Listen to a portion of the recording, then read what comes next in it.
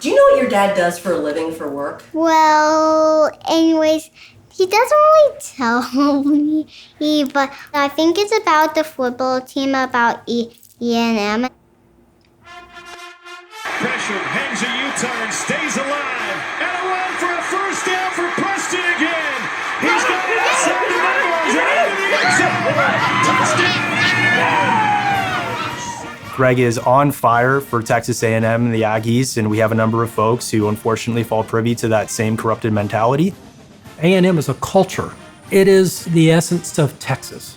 You don't understand why everyone doesn't recognize how amazing this is. Graduates of Texas A&M are basically part of a cult. You have to have the decoder ring to understand what the heck they're even talking about. We also have a lot of folks here who are Longhorn fans. Hook 'em horns. Greg's ability to kind of keep all of the team together, whether they're Aggies or Longhorns, is pretty remarkable.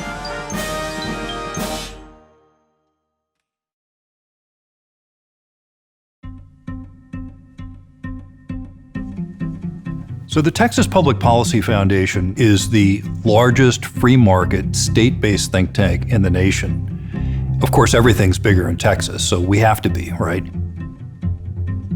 TPPF, they are the guardian at the gate for freedom and for liberty, not just for Texas, but as a model for the country and truly as a model for the world.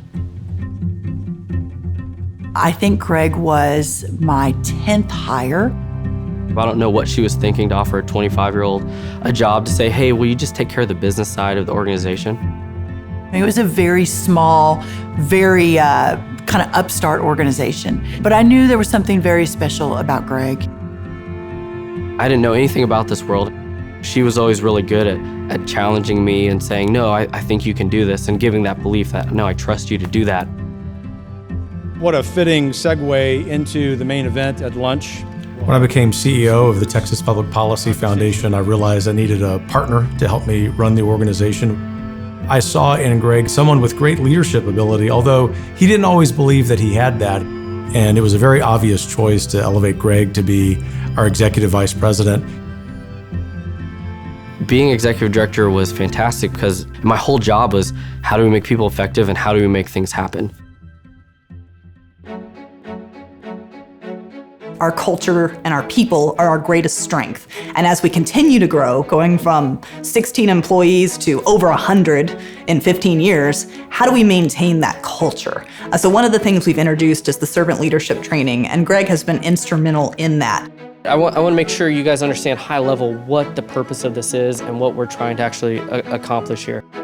We use this curriculum to train our junior staff in how to be servant leaders for the advancement of the conservative movement.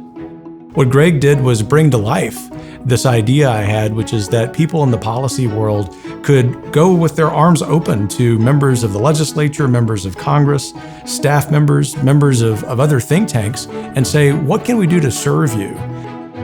He's working with other organizations to teach lectures for them. He's actually making sure that curriculum and that ethos is instilled in other organizations.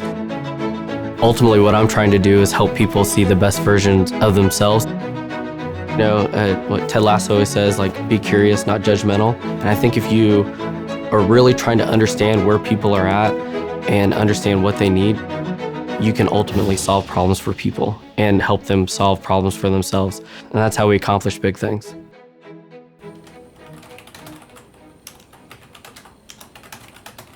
When Kevin Roberts went on to the Heritage Foundation, which was great for the movement, but I was very worried about TPPF. We have such a strong organization now. And we needed the right person. So this is really important to get this right. And so it's no surprise to me or anyone else here at 901 Congress that Greg was the rightful person to be CEO.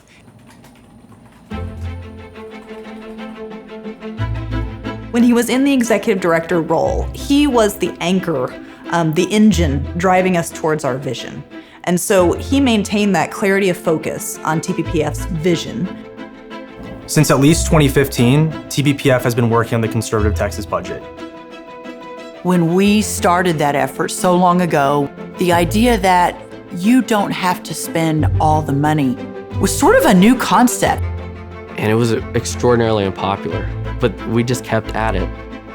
If you literally look back at that, you saw the Overton window shift to where it was a no-brainer. It passed unanimously through the Senate, almost unanimously through the House. What an amazing testament to our movement, to the idea of fighting for freedom every day, to finding the very best people, giving them the opportunity to change the world and watching them fly. And so getting to see Greg fly has been one of the greatest blessings of my life. Greg, congratulations for this well-deserved recognition. Greg, thank you for all your hard work through the years. Congratulations on winning the Overton Award. Congratulations, Greg. Congratulations, Dad. I love you. I want to congratulate Greg and TPPF for this national recognition and thank them for their hard work and support and their continued understanding that whoever wants to lead must first be a servant.